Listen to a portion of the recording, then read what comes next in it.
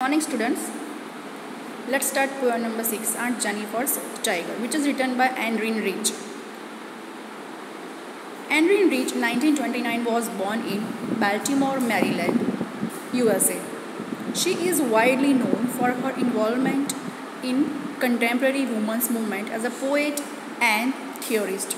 जो एंड्रीन रिच थी उनको वुमेंस के लिए कुछ करना, उनके लिए कुछ उनकी हेल्प करना उनको बहुत अच्छा लगता था। वो उसमें पार्टिसिपेट भी करती थी, उनकी जो वुमेंस मूवमेंट रहती थी। तो कहते हैं ना कि as a poet, as theorist उन्होंने वुमेन के ऊपर बहुत सारा पोएट्री लिखी है, थियरी लिखी है। एक थीम रहती है, अगर आप पोएट हो तो किसके ऊपर थीम लिख रहे हो, एक थीम होती है कि आप किस में फेमस हो, तो वो एक वुमेन्स के टॉपिक के ऊपर बहुत अच्छा लिखती थी। She has publish 19 volume of poetry, 3 collections of essays and other writings. A strong resistance to racism and militarism echoes through her work. The poem Aunt Jennifer's Tiger addresses the constraints of married life, a woman experiences. तो उन्होंने ये जो ऑन्ट Jennifer's tiger है उसमें क्या लिखा, एक woman, married woman की जर्नी लिखी है, लाइफ लिखी है कि कितनी प्रॉब्लम्स, कितनी जिम्मेदारियों के साथ वो अपनी लाइफ जीती है। और यहाँ पे 3 स्टांजा है। तो फर्स्ट में उन्होंने जो है एक टाइगर को एक्सप्लेन किया, टाइगर की पर्सनालिटी को एक्सप्लेन किया है। सेकंड में आंट जेनिफर को एक्सप्लेन किया है और थर्ड में दोनों का कंपैरिजन दिया हुआ है। Aunt Jennifer's tiger pranks across a stream, bright topaz denizens of a world of green. They do not fear the man beneath the tree. They pace in sleek, chivalric, certainly. अब just image करो अपने दिमाग में कि आप tiger को कैसे image करो। एक फियरलेस, उसका येलो कलर है, तो उसका हमने कभी जू में टाइगर्स को देखा हो तो उनकी जो स्किन होती है वो कितनी शाइन करती है, येलो कलर कितना शाइन करता है, टोपाज शाइनिंग है ना। तो एक फियरलेस पर्सनालिटी टाइगर की होती है, उसकी स्किन शाइनिंग है, एकदम जंगल का जैसे राजा है। अगर वो आता है तो सारे एनिमल्स आगे पीछे भागना शुरू कर देते हैं, है ना। तो ग्रीन मतलब ट्री मतलब जंगल का राजा, उसकी पर्सनालिटी ऐसी है जिसको जो आंट जेनिफर है वो क्या कर रही है, निडल वर्क मतलब एम्ब्रॉयडराइज कहते हैं ना, वो भरत गूंथन का जो काम रहता है एम्ब्रॉयडरी का वो करती है। तो उसमें वो क्या कर रही है, टाइगर को एम्ब्रॉयडराइज कर रही है।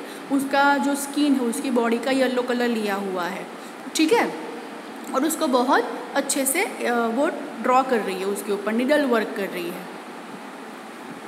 और कहते हैं ना एकदम फियरलेस मतलब एकदम पंजे वाला ड्रॉ कर रही है, जैसे किसी के ऊपर अटैक कर रहा हो बिना डरे। और दूसरा स्टांजा में क्या बोल रहे हैं, Aunt Jennifer's fingers fluttering through her wool find even the ivory needle hard to pull. The massive weight of Uncle's wedding band sits heavily upon Aunt Jennifer's hand. और दूसरे स्टंस में बता रहे हैं कि आंट जेनिफर जो नीडल वर्क कर रही है उसमें उनके हाथ फ्लटरिंग, काँप रहे। क्यों काँप रहे? क्योंकि वो जो एक्चुअली जो फॉरेनर्स होते हैं उनको एंगेजमेंट रिंग उनकी लाइफ लाइन होती है, मतलब लाइफ लॉन्ग उनको वो एंगेजमेंट रिंग पहननी रहती है, ठीक है। तो उसका जो वज़न है उसके कारण वो उनका हाथ जो है काँप रहा है। वज़न मतलब वो इतनी हैवी नहीं है, बट उसके अंदर उसके द्वारा पोइट जो है वो एक मैरिड वुमन की रिस्पॉन्सिबिलिटी की बात करे कि उनके ऊपर इतनी सारी जिम्मेदारियाँ हैं। वो जो रिंग है उन्होंने उसने उनको बांध के रखा हुआ है जिम्मेदारियों के अंदर, ठीक है, उसकी बात कर रहे हैं।